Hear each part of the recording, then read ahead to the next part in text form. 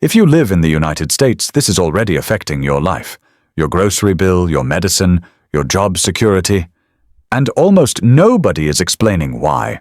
Most people think the US is losing ground to China because China is stronger. That explanation feels comfortable. It's also dangerously wrong. America isn't falling behind. It's being quietly rerouted. If you value understanding how power really works, not headlines, not politics, subscribe to this channel. And comment below. Do you think America sees what's coming? Because the answer matters more than you think. People think this is about tariffs, about trade wars, about who's tougher. This isn't a misunderstanding. It's a story Americans were trained to believe because it kept everything feeling normal. While people argued about politics, the system was being rewritten. Not loudly, not dramatically, just consistently every single day in ways most people never noticed. And here's what makes this so dangerous. The infrastructure of global power doesn't shift through military confrontation anymore. It shifts through dependency, through ports, through trade routes, through the silent rewiring of who controls what flows where. And while America was distracted by election cycles and partisan battles, that rewiring happened at a scale most people still don't comprehend. Let's talk about what actually changed. Over the last 2 decades, China invested heavily in ports, railways, and logistics hubs across the world, which means when supply chains tighten, America doesn't decide who gets priority. Think about that for a second. The country that once dictated global trade flow now finds itself negotiating for access to routes it used to control by default. We're not talking about theoretical geopolitics here. We're talking about the physical infrastructure that determines whether your Amazon package arrives on time, whether factories can get the components they need, whether medicines make it to pharmacy shelves. This wasn't fast, it was quiet. And that's why it worked. Here's a number that should make you pause. China now has operational control or significant stakes in over 70 ports across 6 continents. Not Chinese ports. Ports in Africa, Europe, Latin America, Southeast Asia. Ports that American goods flow through. Ports that connect markets America depends on. But here's the number that should actually terrify you. 95% of Americans have no idea this happened. And this occurred while American policy debates focused on immigration, healthcare reform, and Supreme Court nominations.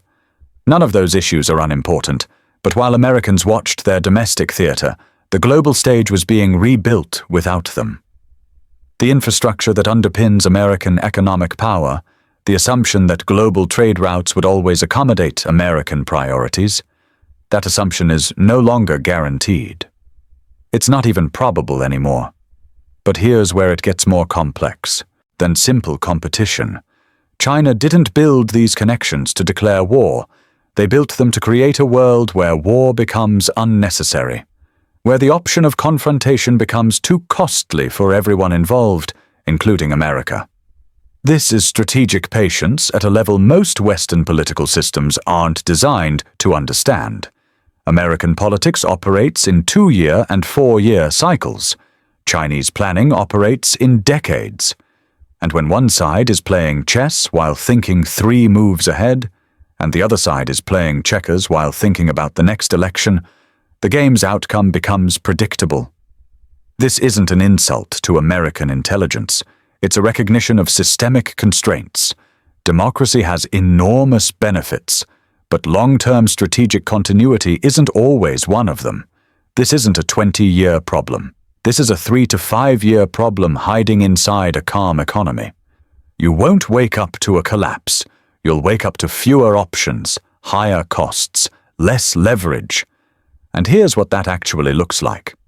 By 2028, when the next global supply disruption hits, whether it's another pandemic, a regional conflict, or a natural disaster, American companies won't be able to reroute shipments the way they did before. The alternative routes will be controlled by operators who don't answer to Washington.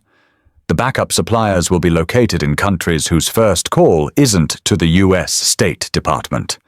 And when that happens, you'll see medicine shortages that last months instead of weeks.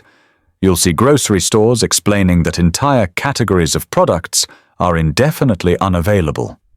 You'll see manufacturing plants shutting down not because demand disappeared, but because they can't get parts.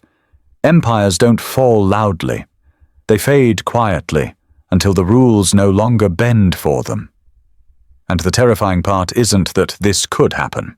It's that the infrastructure for exactly this scenario is already in place. Not being built. Already built. Let's talk about how systems create irreversible dependency.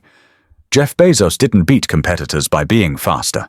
He beat them by building systems no one could unwind. Once enough people had Amazon Prime, once enough sellers relied on Amazon's platform, once enough infrastructure was built around Amazon's logistics network, competing became almost impossible. Not because Amazon was unbeatable in any single area, but because unwinding from Amazon meant unwinding from an entire ecosystem. America optimized for speed. China optimized for dependency. And here's why that distinction matters more than military strength or GDP numbers. Speed is impressive, but reversible. Dependency is quiet, but structural. You can slow down. You can't easily untangle yourself from a system you've become embedded in. And once you realize you're embedded, the cost of extraction becomes prohibitive. American companies outsourced manufacturing to China for efficiency. That made sense in the short term. Lower costs, higher profits, cheaper goods for consumers. But 30 years later, entire industries no longer have domestic production capability. Not because they don't want it, but because the knowledge, the supply chains, the skilled workers, the supporting infrastructure, all of it exists somewhere else now. Take rare earth minerals.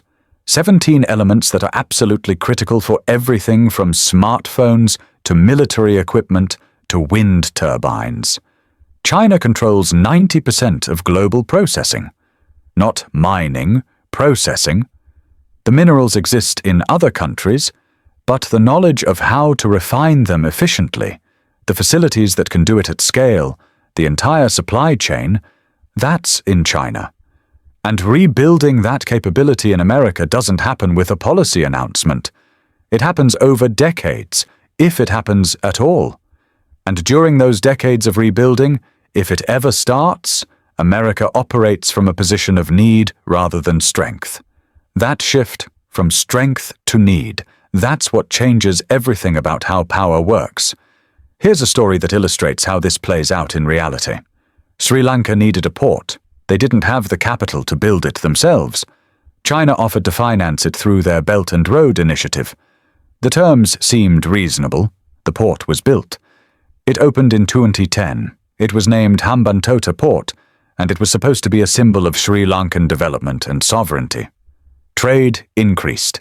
Everything looked successful. Then the payments became difficult. The loan terms were structured in a specific way, and when economic headwinds hit, Sri Lanka couldn't maintain the payment schedule, so they renegotiated. And in that renegotiation, operational control of the port shifted to China for 99 years. Not ownership on paper, but operational control. But here's what that actually meant. Sri Lanka realized it didn't own the port anymore. It just worked there. And that port sits on one of the most strategic shipping lanes in the world, a route that American naval vessels had used freely for decades. Now those routes require cooperation from operators who answer to Beijing. That's not conquest. That's something more efficient than conquest. And it's repeatable. This same pattern has repeated across multiple continents. It's not always ports. Sometimes it's telecommunications infrastructure. In Africa, Huawei built the networks that entire countries depend on for internet connectivity. Sometimes it's power grids. In parts of Latin America, Chinese companies don't just supply equipment, they operate the systems that keep lights on. Sometimes it's rare earth mineral extraction operations. The pattern is consistent. Identify something critical, invest when others won't, provide financing that seems generous, wait for dependency to set in, renegotiate from a position of structural advantage. And the genius of this approach is that it rarely looks aggressive. It looks like business. It looks like development. It looks like mutual benefit right up until the moment when one party realizes they can't afford to walk away. Now here's another story, and this one hits closer to home. In 2020, when COVID hit and America desperately needed personal protective equipment, masks, ventilators, medicines, where did those supplies come from? China. And there was a moment, a very specific moment, when American hospital administrators realized they were calling Chinese suppliers and begging for priority shipment. Begging. Not negotiating from strength, not leveraging economic partnerships, begging. Because the supply didn't exist anywhere else at the scale needed. And in that moment, the abstract concept of supply chain dependency became very real. People died while waiting for equipment that used to be manufactured in America, but wasn't anymore. That wasn't a failure of pandemic preparedness. That was a consequence of 30 years of offshoring critical industries in pursuit of cost efficiency. And here's what nobody wants to say out loud. That's not a problem that got fixed. America is still dependent on Chinese manufacturing for thousands of critical products, including components for military equipment, not finished weapons, but components. Circuit boards, rare earth magnets, specialized batteries. Think about that. The equipment meant to protect American sovereignty contains parts that can only be sourced from the country that equipment might hypothetically be used against. That's not a minor vulnerability. That's a structural absurdity. Now let's talk about the big reveal that changes how you see everything. China doesn't want to defeat the United States. They want to make the world need America less. That's a fundamentally different strategy than conventional competition. Defeating America militarily would be catastrophic for everyone, including China. Economically isolating America would damage global markets that China benefits from. But slowly, methodically, creating alternative pathways, building redundant systems, establishing new dependencies that bypass American infrastructure entirely, that creates a world where American influence becomes optional rather than essential. And the most dangerous part? America didn't lose power. It outsourced it. Every manufacturing plant moved overseas. Every supply chain simplified for efficiency. Every trade route handed over to cheaper operators. These were American decisions made by American companies with American shareholder approval. The system didn't get stolen. It got sold piece by piece, quarter by quarter, in pursuit of optimized profit margins. And nobody voted on this. And here's what makes this so difficult to reverse. The people who made those decisions weren't wrong according to the incentives they faced. CEOs are evaluated quarterly. Their job is to maximize shareholder value in measurable timeframes. Moving production to China did maximize value. It did increase profits. It did benefit shareholders. The problem is that when every company makes the rational individual decision, the collective outcome can be strategically disastrous. No single CEO outsourced American industrial capacity. But when you add up millions of rational individual decisions over 30 years, that's exactly what happened. And now unwinding that would require companies to voluntarily accept lower profits for years, maybe decades, in service of national strategic interests. How likely is that? Let's talk about what this means for regular people, for Americans trying to understand why their daily life feels different. You've probably noticed that products that used to be affordable are now expensive. That's partially inflation, but it's also supply chain fragmentation. You've probably noticed that certain items are just harder to find. That's not just pandemic disruption. That's structural vulnerability in supply networks that were optimized for efficiency rather than resilience. You've probably noticed that job security feels more precarious, even in supposedly stable industries. That's because industries that depend on global supply chains are discovering they have less control than they thought. None of this feels like geopolitics. It feels personal. And that's exactly the point. When power shifts happen at the infrastructure level, they don't show up as political events. They show up as your life getting harder in ways that feel random but aren't. Here's what most Americans don't realize. The next phase is already in motion. China's next move won't target Washington. It won't target Wall Street. It will target the technology embedded in daily life, the chips in your car, the software in your phone, the networks that manage power grids, the satellites that enable GPS. Right now, Chinese companies are becoming deeply embedded in the global technology supply chain in ways that will be almost impossible to reverse without catastrophic disruption. And when I say catastrophic, I mean your car stops receiving updates, your phone loses functionality, your city's traffic system fails because the management software can't be maintained. Not in 10 years. This decade, the infrastructure decisions being made right now in 2025 will determine what's possible in 2030. And most Americans aren't paying attention because it's technical, it's boring, it's not dramatic enough to make headlines. So the real question isn't whether China is winning, it's whether America even realizes what game it's in. Because while Americans argue about domestic politics, the global system that American power was built on is being quietly replaced. Not destroyed. Replaced. With a version where American approval is optional, where American markets are important but not essential, where American military power is respected but not decisive. And that world is arriving faster than most people think. The decisions that could prevent it needed to happen 10 years ago.